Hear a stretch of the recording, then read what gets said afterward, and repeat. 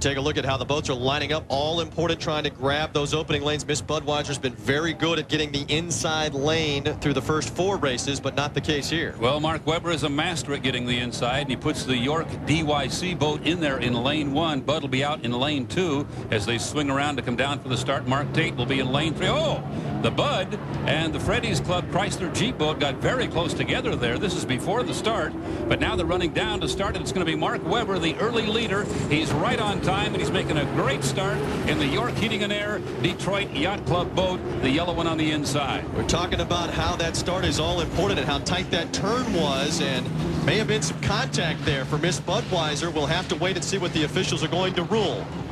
You look up high at the O'Doul's Eye in the Sky, and Miss Budweiser on that front straightaway going into the Belle Isle turn is able to take the lead, and now you're on board with Jimmy King getting bounced around on the rough waters of the Detroit River.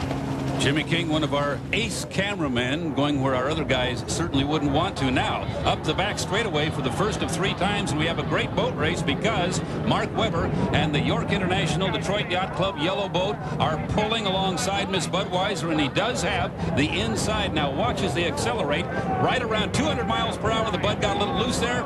Does it again. Will Webber be able to hold the inside now and lead this heat coming out of the very tight rooster tail turn? Oh, a great turn by the Budweiser. And that may have been the boat race right there, TJ. Saw how far out that the York boat turned, trying to get control on that tight turn, and it's because they are going so fast. On board now with the Miss Budweiser and Dave Villwock, yet to lose a heat this entire year.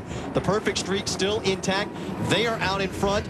Meanwhile, Jimmy King, look at the view. Not much of one there inside the Lumar window film as you just try to see what's in front of you. Not an easy task. Some rough waters here, but so far, Dave Villwock up high in the O'Doul's Eye in the Sky now has taken a commanding lead, about a 3 rooster tail lead on Mark Webber. Listen to this. Dave Villwock has been penalized a lap. Miss Budweiser has been called for an infraction. I think it's that bump that we saw just before the start. So he is not going to win this heat. Let's look back now. The yellow boat on the right is Mark Webber in the York. Now watch the Budweiser come out of his rooster tail right there and hit the Freddy's Club Chrysler Jeep boat. Dave Villwock called for leaving his lane and causing that collision. So Miss Budweiser is not going to win this heat, TJ. So Miss Budweiser with an infraction before the race begins, penalized a lap. That means even though the Bud is running side by side with the York Heating and Air boat, Miss DYC is the current leader of the race. This is news because if Mark Webber can hang on, Dave Villwock and company, their streak will come to an end here in Detroit in Heat 4B. By now, Webber has been told by his crew about the penalty because they heard at the same time we did, called on Miss Budweiser. He has no reason now to go out and chase Dave Villwock. And Villwock, I'm sure, knows also that he has been penalized and is not going to win this heat. So a very, very dramatic development here. The first loss of the year in a heat for Dave Villwock and Miss Budweiser is going to come as the result of a penalty. Dave Villwock there driving up front, but I mean, it's got to be a bizarre feeling. Even though he's out in front of the race, they've now told him you're a lap down.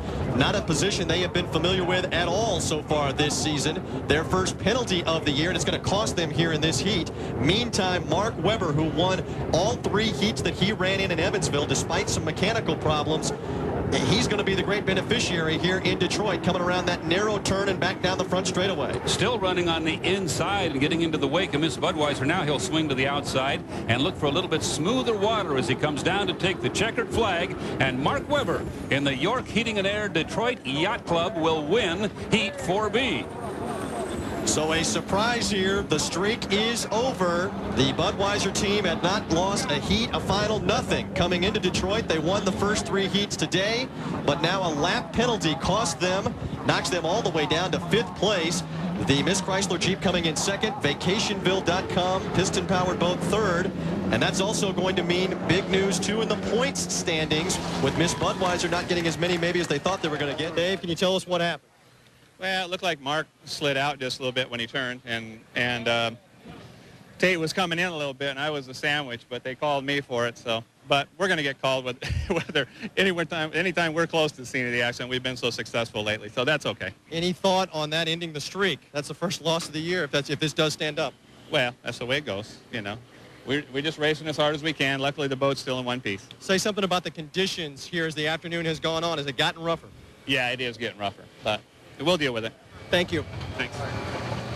Not the way they wanted the streak to come to an end, and Dave Villwock and crew taking a look at that Miss Budweiser. Called for a penalty. There you see the damage on the Miss Chrysler Jeep.